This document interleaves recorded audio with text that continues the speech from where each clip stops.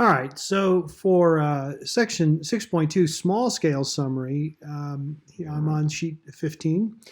And what we do basically is we do stuff very similar to the initial overview and the final overview, except for we do it on a smaller section. So, whereas initial and final overview are for the whole book, small scale summary would be for a smaller part. In many cases, it might be a chapter or maybe if, a paragraph. And there's no hard and fast rule on which to do. I mean, I think if you're in a book where, like First John is uh, notoriously difficult to outline. It's hard to identify where the breaks are.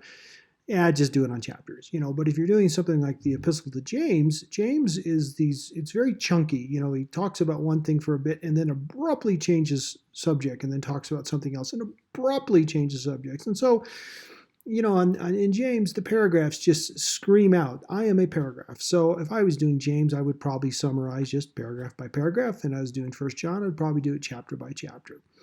I mentioned my Bible study is in the midst, we're 2.25 years into studying Mark, and we're doing it chapter by chapter.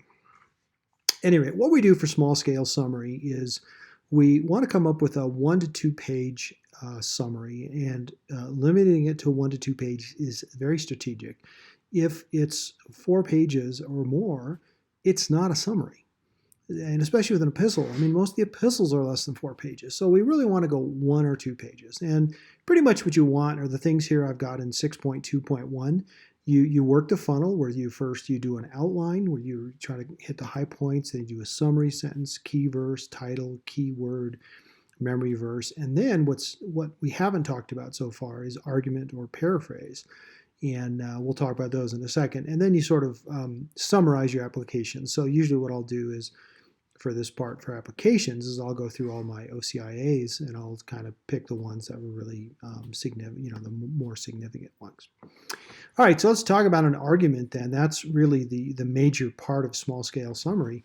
And what you want to do is you're just trying to explain the flow of the passage. You're trying to explain what the author's doing. In a sense, you're sort of narrating it. So, sort of like, well, Paul begins the passage by describing this. He then mentions 3 things, and then he develops the thought and ultimately reaches the conclusion that.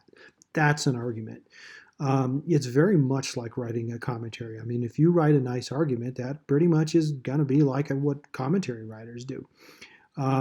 Gary Street and I were in Kenya one time. We were teaching this to some pastors there, and it was kind of entertaining because I completely failed to communicate what we're looking for. And when it came time for the pastors to present their homework, the first guy got up and, when it came time to say his argument, he just said, well, this is the word of God. I have no argument with it. So that missed the point. I'm not saying you're arguing against the passage. What I'm saying is you're trying to describe how the author argues his point.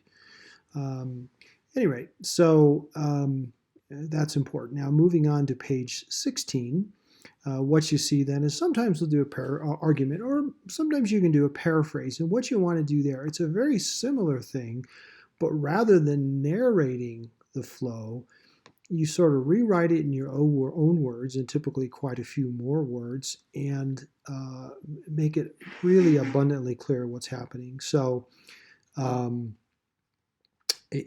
instance, in 1 Peter 3 and right around verse 18, there's some crazy stuff.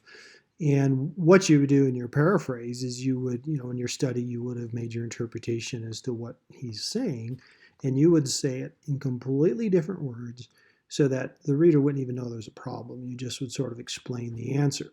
And to be clear, again, that same session, the time Gary and I were in Kenya, the pastors seemed a little bit upset with the idea of creating a paraphrase. And what I failed to communicate is, I don't generally recommend you share this paraphrase with anybody other than the people you're studying it with.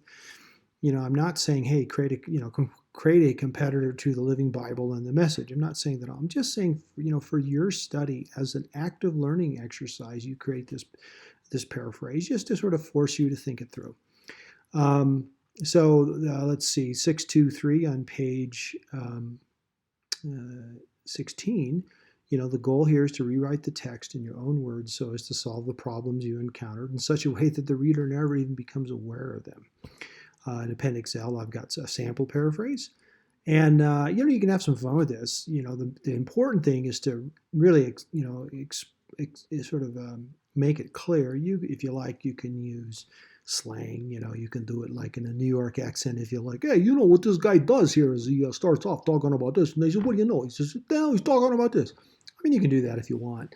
Yeah, it's kind of fun and can make it interesting, but it's certainly optional.